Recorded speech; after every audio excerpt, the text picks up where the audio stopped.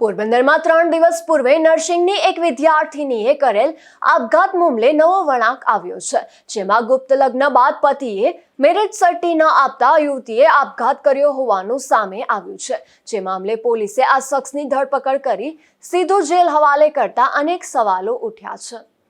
પોરબંદરની એક યુવતીએ 3 દિવસ પૂર્વે આપઘાત કર્યો હોવાની ઘટના બની હતી। જે મામલે છાયા વિસ્તારમાં આવેલ સાંઢિયાવાડ જડેશ્વર મંદિર સામે રહેતા અને ભાવસીજી હોસ્પિટલની બહાર ગાંઠિયાની રેકડી ચલાવતા તેમજ કેટરિંગનું કામ કરતા અશોકભાઈ રમણીકલાલ મોદીએ નોંધાવેલ પોલીસ ફરિયાદ મુજબ તેને સંતાનમાં 4 પુત્રી તથા 1 પુત્ર છે, જેમાં બીજા નંબરની પુત્રી અંજલિ નર્સિંગનો અભ્યાસ કરતી હોવાથી શ્રદ્ધા હોસ્પિટલમાં ઇન્ટર્નશિપ કરવા જતી હતી।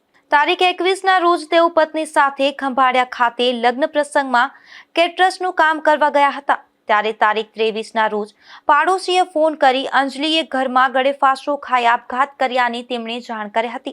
ત્યારે તેઓ તુરંત ખંભાળિયાથી પોરબંદર દોડી આવ્યા હતા અને ઘરે જઈ અને જોતા અંજલિ તેના રૂમમાં સેટી પર ગળામાં ચૂંદડી બાંધેલ હાલતમાં પડી હતી। આથી તુરંત તેને સિવિલ હોસ્પિટલે લઈ જતા ફરજ પરના તબીબે તેને મૃત જાહેર કરી હતી।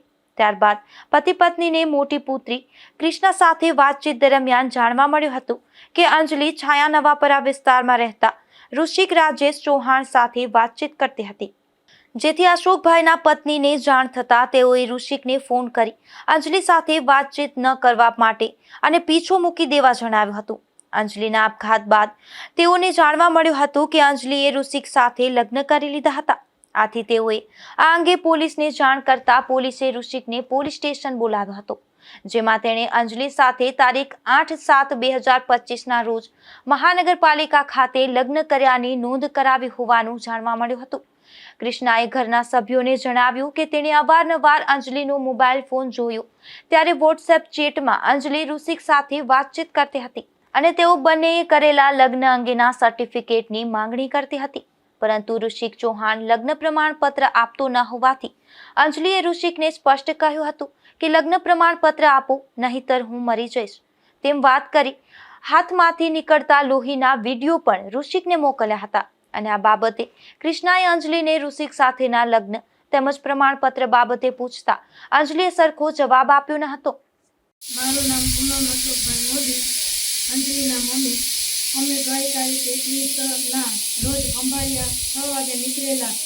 ત્યારબાદ અમે 3 દિવસના ઓર્ડરમાંથી ગયેલા હતા, 21, 22 અને 23 તારીખના બપોરના 12 વાગ્યાના આસપાસમાં અમને ફોન રાજુભાઈ ભૂતિયાએ કરેલો કે તમારી બેબીએ સુસાઇડ કરેલું છે।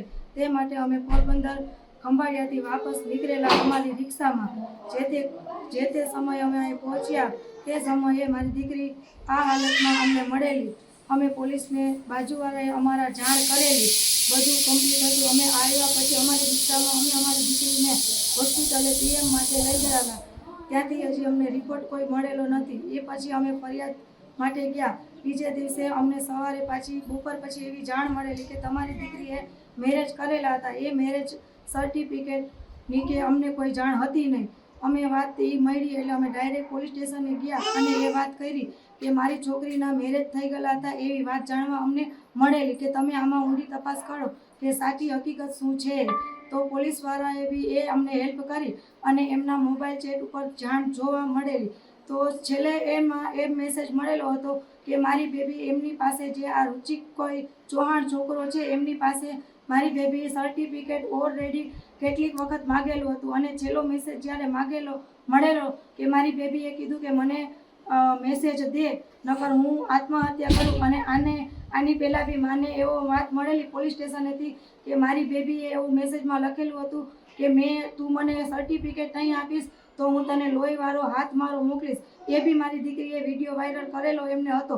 એ અમને ખબર હકીકતની છે નહીં, જે તે કંઈ હોય એ અમને કંઈ ખબર નથી। અમને મારી દીકરીને ન્યાય મળે એ માટે હું પોલીસ સ્ટેશન મારા સમાજને એ કહેવા માગું છું કે મારી દીકરીને ન્યાય અપાવો અને ન્યાય અપાવો।